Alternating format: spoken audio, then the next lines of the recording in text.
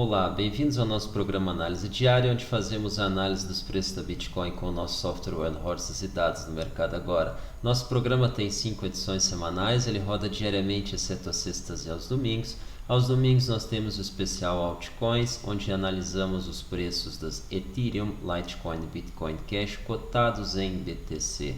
Antes de iniciar a nossa análise, não esqueça de assinar o nosso canal e ativar as notificações para ser avisado de novas edições do nosso programa, como essa que começa agora. Vamos então aos gráficos. Nesse primeiro gráfico nós temos aqui o preço de fechamento diário da Bitcoin cotada em Tether na Exchange Binance.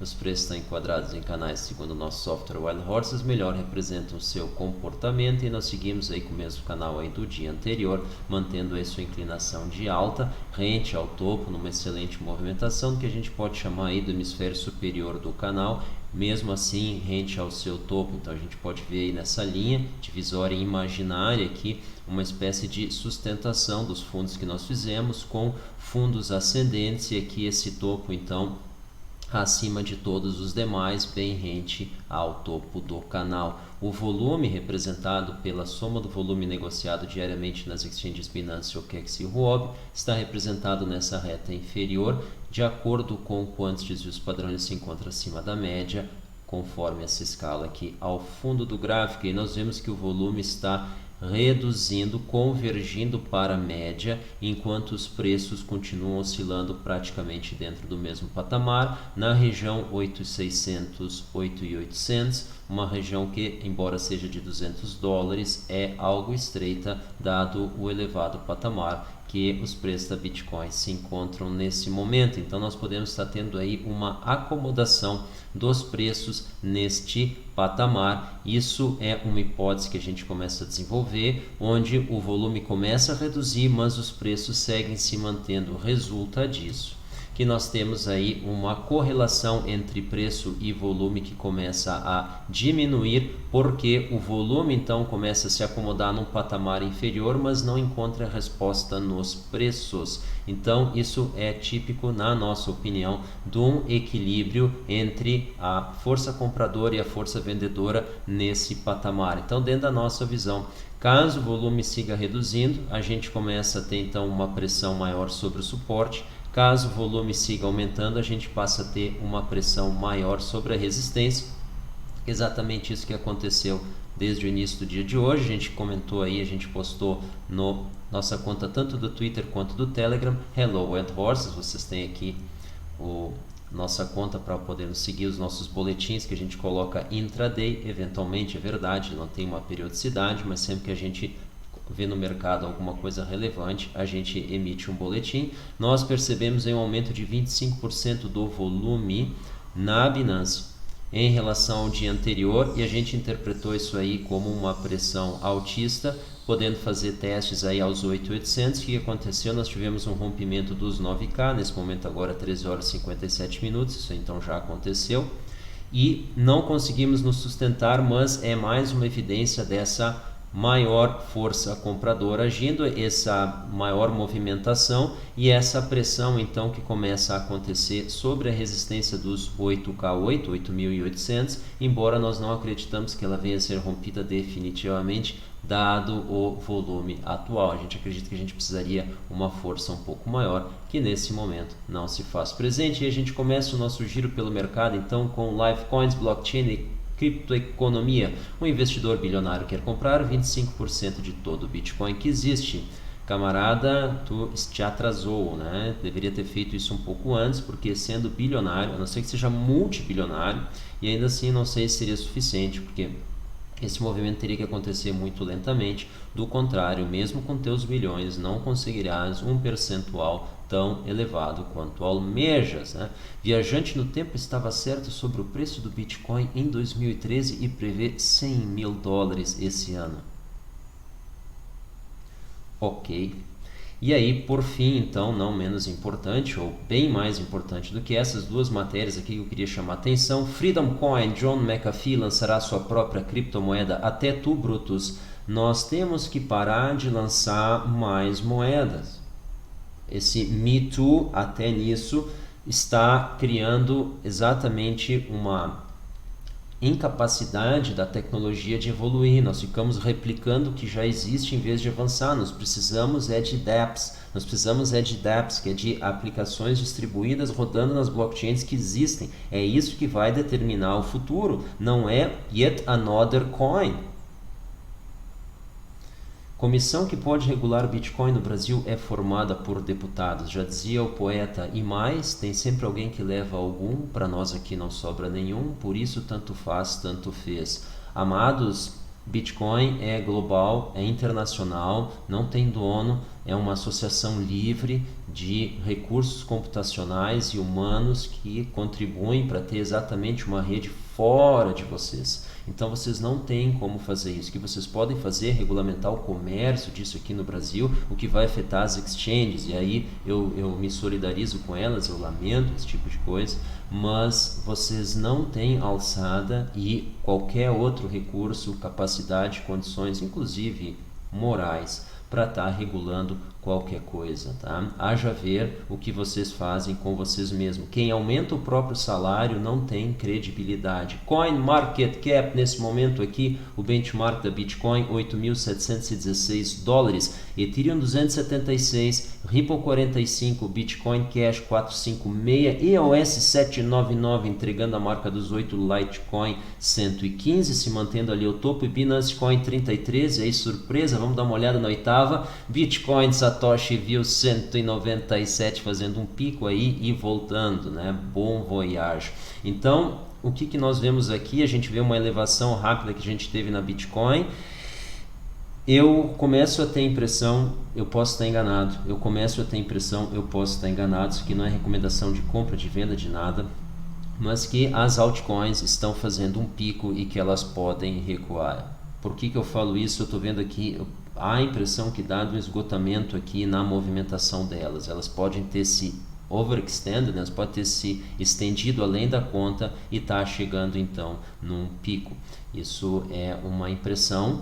Sim, não é baseado em nenhuma análise, etc. Mas olhando esses números aqui, eu fico com essa impressão. Tá? Cabe aqui o comentário. Entramos em volume, então, BitMEX, Binance e OKEx 3.3, 2.5 e 2.3 bilhões negociados nas últimas 24 horas, respectivamente. E aí o que nós vemos? Nós temos aí um aumento de 1.2 bilhões no total, no agregado dessas três, nas últimas 24 horas. Isso é um aumento, e isso é o que poderia estar nos sustentando aí no patamar dos 8K7, mas estamos aqui nesse momento agora com um mergulho. Estamos aí afundando, fazendo um teste aos 8.600, vamos acompanhar live, então agora pelo menos no momento dessa gravação, se ele vai resistir, e aí aparentemente ele vem cedendo, 85, 89, então vamos descendo. A próxima parada, cavaleiros, pode ser os 8.400, então fasten your seatbelt, né? O piloto sumiu.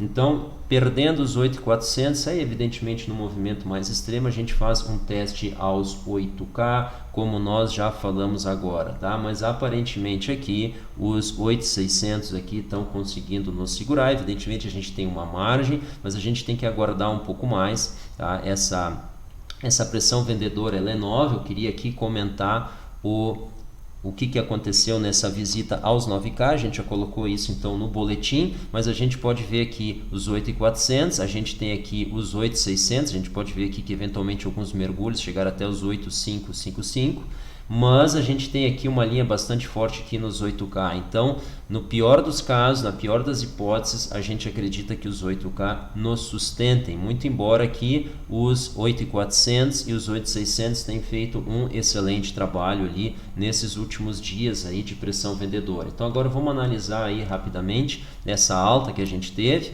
Nós vemos aqui, aparentemente olhando em 15 minutos, a gente teve uma forte reação da força vendedora que ainda não terminou. É possível, tá? Mas vamos dar uma olhada em 5 minutos, que aqui está interessantemente aqui uma disposição um pouco mais clara dessa movimentação.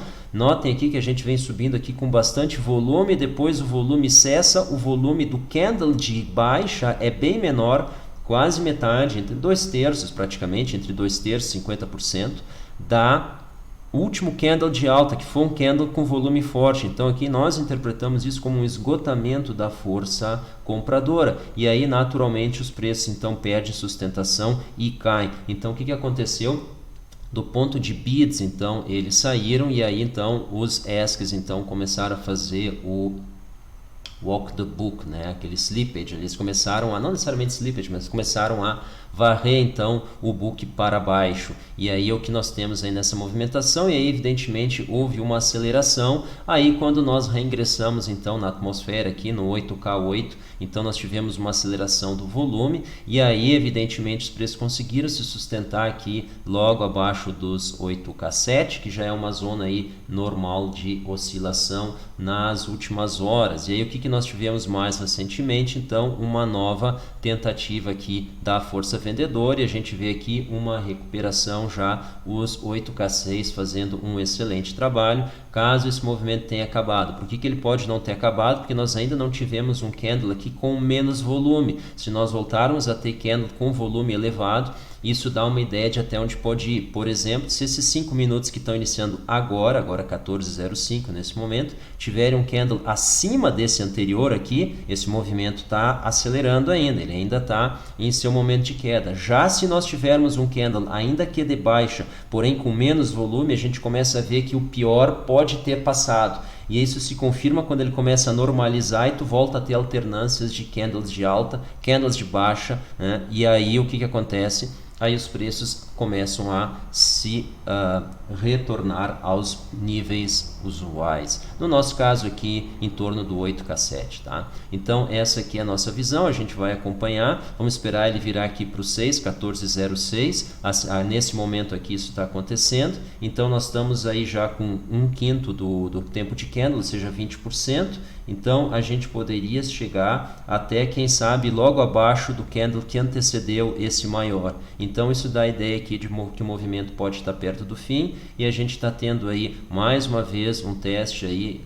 em cima dos 8.600, e nós acreditamos que isso pode ser o final da movimentação, exceto se nós tivermos uma aceleração no volume ao longo desses minutos restantes. Pessoal, essa foi então a nossa análise, fiquem de olho, o mercado faz o que quer, a gente tenta interpretar os sinais e passar isso para vocês, exatamente para remover aquela angústia, remover aquela ansiedade do que está acontecendo agora. Calma, vamos olhar para o volume, vamos ter uma ideia, tá? É isso, pessoal. Muito obrigado pela atenção, muito obrigado pela audiência. Não se esqueçam de assinar o nosso canal e ativar as notificações. E qualquer coisa que nós falamos que não ficou claro, por favor, coloquem as perguntas nos comentários. Nós vamos responder tão logo quanto possível. Se alguma coisa que nós falamos vocês consideram interessante, não se esqueçam de compartilhar com colegas e amigos. A gente sempre agradece. E nós temos aqui, então, Eu Preciso Perder Sempre que Tem uma Crise. É um livro que nós escrevemos aí em abril de 2018. Você tem um passo a passo para liberar capital para investir, quantificar oportunidades de investimento das mais diversas, desde fazer um curso numa área que a gente não domina, isso é um investimento, desde reformar uma máquina e comercializar, isso é um investimento, e os sinais da crise perto de você. Essa crise ela vem, ela é inevitável, ela é uma consequência da instabilidade do sistema financeiro que vai se refletir na economia. Então a gente consegue perceber a crise na economia, que é o momento que ela passa a nos afetar. Uma crise financeira não nos afeta, mas uma crise econômica pode nos afetar, e a gente quer se proteger disso. Por apenas R$ 20,21 você compra o e-book no site da Amazon, você vê o link na descrição. Pessoal, até a próxima edição do nosso programa. Tchau!